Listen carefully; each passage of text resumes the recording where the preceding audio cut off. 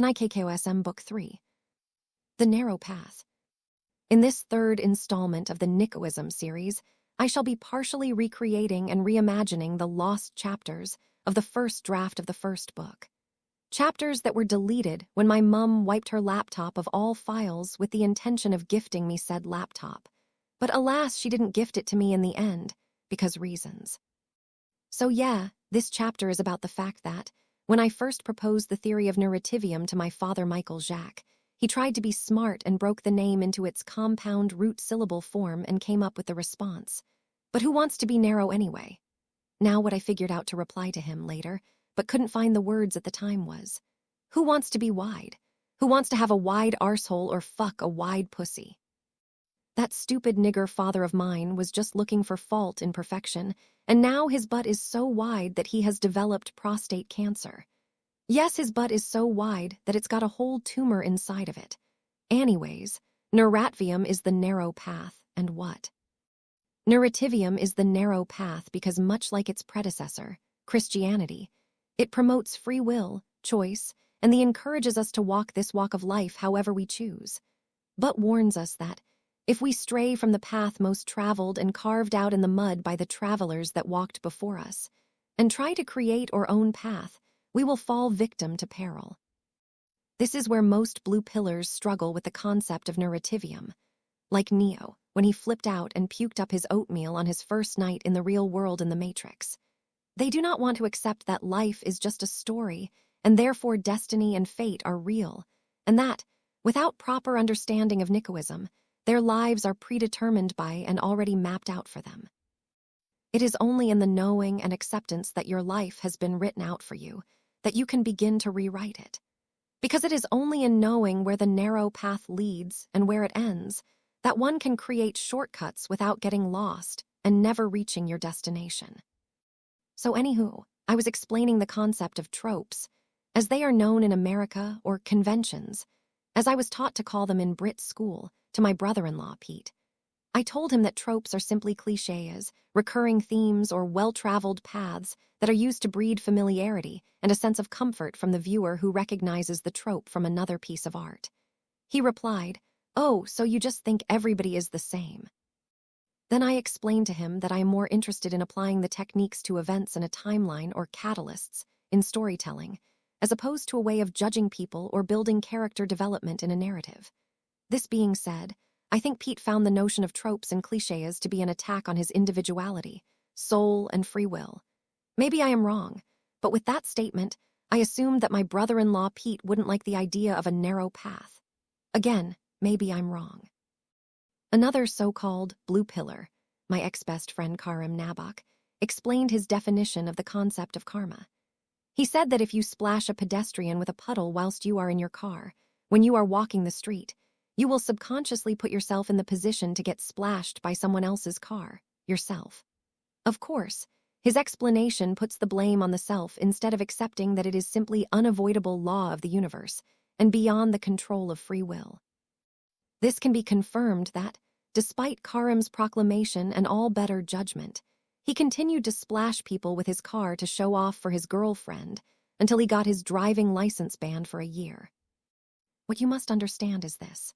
The higher powers that control the society we live in most certainly already believe in narrativium, and whether you do or not is inconsequential because they aim to use it as a weapon against you. The tropes, conventions, or clichés of society make up the so-called zeitgeist of the astrological age and interweave to create the overlaying umbrella of the narrative arc. Free will. The problem is the quintessential delusion of free will. Take Christianity as an example. God tells us that we have the choice between him and the devil, but if we choose the devil, we are banished from heaven and tortured for eternity. So is there really any choice? When I posed this question to my mum, of course there is a choice because gives you the tools to make an informed decision. To which I reminded her about a conversation we were having in the car about King David from the Bible. She had told me that David murdered his best friend so he could marry his wife, and though David repented, the first child of the marriage was a stillborn. Their second son, Solomon, had women problems and had lots of wives and died an adulterer, a bigamist, and a sinner. How ironic fate is. David commits murder and adultery in pursuit of this woman, and the children he has with her either die or become adulterers themselves. David cast a generational curse on his offspring that no amount of praying, fasting, or repenting could erase. The Bible says God called David a man after his own heart, but still punished him. This is an example of fate, karma, destiny.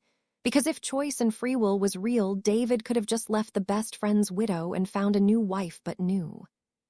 He had to stray from God's narrow path, go round in circles, bring suffering to himself, and get lost in the wilderness like the goddamn Israelites were for 40 years, before he ended right back on the narrow path anyway, finally finding his destination, or promised land.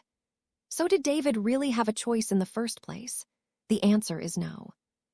The same way that Helen was fought over in Troy, Othello stole his wife from a European and David stole his wife from his friend. All of these stories end in tragedy. Not because the Bible's authors and William Shakespeare were emo and goths, but because that was the zeitgeist of the age. The overlaying narrative arc of star-crossed forbidden love and tragic romance. My ex-best friend Alex Saxton once confessed, "You're right, there are only a few number of storylines." In the same way that if the Queen Vic burns down in an episode of EastEnders, Billy and Ian can't be sat having a drink at E20 without talking about it. Or when Online Fantasy Wrestling League, Fans Wrestling Organization, FWO, was running a storyline that it had been bought out by the Disney Corporation. You couldn't find Kodiak Vic Creed cutting a promo where he's swearing his arse off and drinking beers. Or how, during the worldwide flood of prehistory, stories of heroes on land simply weren't told, and what permeated through history were stories of Noah, Gilgamesh, and Ramtha. In conclusion, everyone has to walk the well-traveled path whether they like it or not. The choice comes in what shoes you choose to wear whilst doing it. Chlorine. Eva time I go to Mum's house, she instantly starts bitching about how I stink and need to go in the shower as soon as I walk through the door. Well, yesterday I was having none of it. I told her I didn't feel comfortable taking showers every day and asked her if she was ready to hear the true reason why. She said yes, and so I proceeded to tell her this. I try to avoid tap water because the great Michael Jackson himself told me face-to-face 2017 in Yes, Blue Pillars, Michael Jackson is in fact still alive, told me that tap water contains a chemical called chlorine, which is not supposed to be consumed by humans because it causes infertility in men. I surmounted that this is probably proof that the rumor that he bathes in milk is true. My mum called me preposterous for suggesting that I know Michael Jackson, so I told her to query Chact about if tap water does indeed contain chlorine, and if Chact confirmed it, then that would serve as evidence that I am not lying or crazy or whatever bullshit you blue pillars think I am. Chact did in fact confirm that tap water contains chlorine, so I followed up with the question, is chlorine dangerous to humans? To which it responded that chlorine is not harmful in small dosages, however overexposure can lead to adverse effects, including hair loss and, just as I said, reproductive issues. Instead of seeing me for the true genius I am, and acknowledging that I do indeed hang out with Michael Jackson, she insisted that the infertility effects were simply a footnote, so not worth worrying about, and insisted that I didn't get the information from Jacko himself, but that I must have read it somewhere. How foolish, creating false narratives just because she fears the extraordinary and uncomfortable truth. I told her that even if it was in fucking brackets in small print at the bottom of the page, it's SDLL, not a risk I'm willing to take. She then threw in my face the fact that I said I don't want to have children anyway, which I found extremely insulting. She then went on to say that when you take a shower or bath, you don't ingest the water anyway, and that our skin is designed to be waterproof. All of which is inconsequential because chlorine water unavoidably goes up your fucking nose every time you to step into shower or bath. Stop me when I start telling lies. Now hear this. In the previous installment of this trilogy of book, I pondered the correlation between World War II's antagonists, Adolf and Eva, and the Christian Bible's Adam and Eve. And last week my brother-in-law, Pete, spoke on the potentiality of the Bible and Christian faith simply being a manufactured tool by the so-called higher powers to control and manipulated Black people, and more specifically, hold the black man down. Chlorine is bleach. The higher powers want us to bathe in bleach every day to make our skin lighter and rob us of our melanin, which has spiritual supernatural qualities. Michael Jackson bleached his skin already. If he bathed in chlorine, he'd become a window. You'd be able to see who was behind him.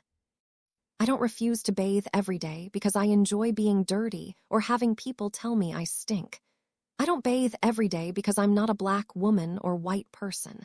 And I won't start bathing every day until I can afford to bathe every day in milk. Like an Egyptian emperor, baby. Fantasia. What is Fantasia? Fantasia is a fictional world that features in both Disney and Warner Brothers canon. It all started before I could even make words. Me and my childhood sweetheart, Ruby, would speak in baby language.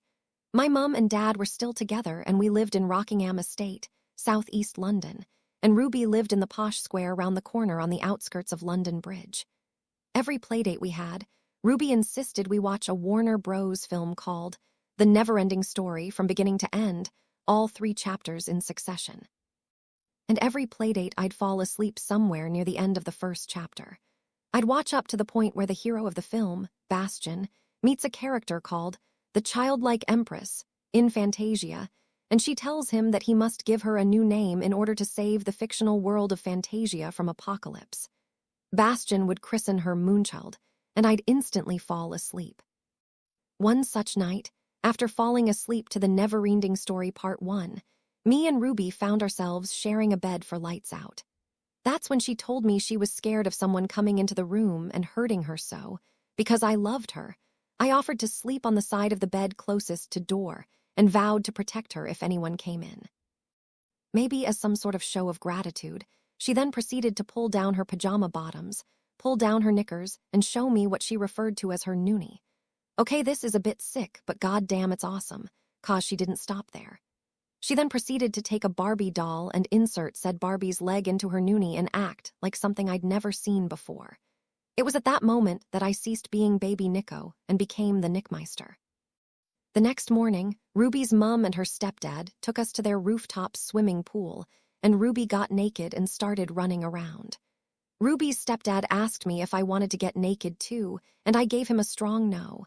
Because, I know right from wrong. When I got home, I snitched to my parents about the whole saga, the noonie, Barbie's leg, and the roof. In reaction, my parents declared that I was never to go to Ruby's house again. But it gets more epic.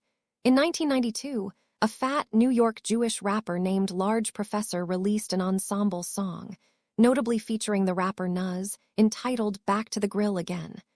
A sequel to Nuz' major label debut, Live at the Barbecue, in 1991. Back to the Grill contains what with hindsight is a bunch of, to put it lightly, creepy predictions and insights into what I can only assume is my life. And the funniest line in it comes from a random fat black guy screaming, "You are a blabbermouth." Now to the Disney.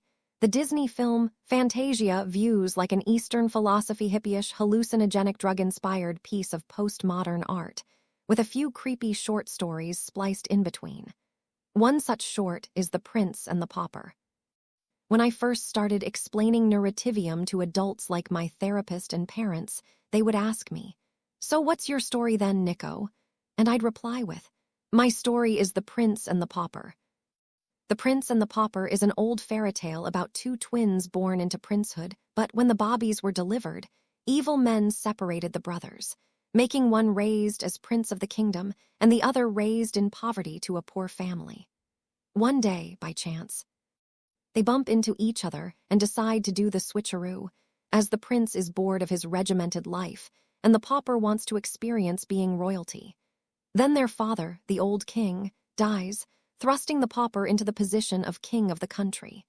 However, the same bad men that separated them at birth conspire to manipulate the pauper king and usurp his power. But it's not that easy.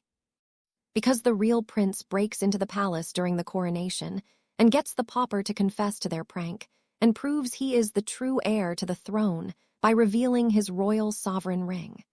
So they switch back, and the prince takes his rightful place on the throne. So how is the prince and the pauper my narrative archetype? I hear you ask. Well, it's because I, Nico Jacques, I'm the true son of the King of Pop, Michael Jackson, and true heir to his throne as King of Poppy, but I am currently poor, labeled as mentally disabled and essentially homeless. Meanwhile, a Nigerian rapper named Tyler, the creator real name, Tyler Okonma, is gallivanting around Hollywood telling anyone who will listen that he is the true son of Michael Jackson. Tyler's mother is famous female tennis player, the Butch Serena Williams, and Daddy's famous song, Billie Jean, is actually about her. The original Billie Jean was the pioneer of female tennis. Unless you've been living under a brown rock for all your life, you'd easily know that the punchline to that song is, "The kid is not my son," and that line is about Tyler Okonma. My father clearly stated that he wants nothing to do with Nigerian Tyler or his ugly mum, yet Tyler named his first album, Bastard, and continues to try and perpetuate the narrative that he is my brother, and that my dad is a bad person for not accepting him as his own. Look, if a man doesn't claim you as his child, then let it be. Don't go slandering his name just cause you're a clown and your real dad is Eddie Murphy.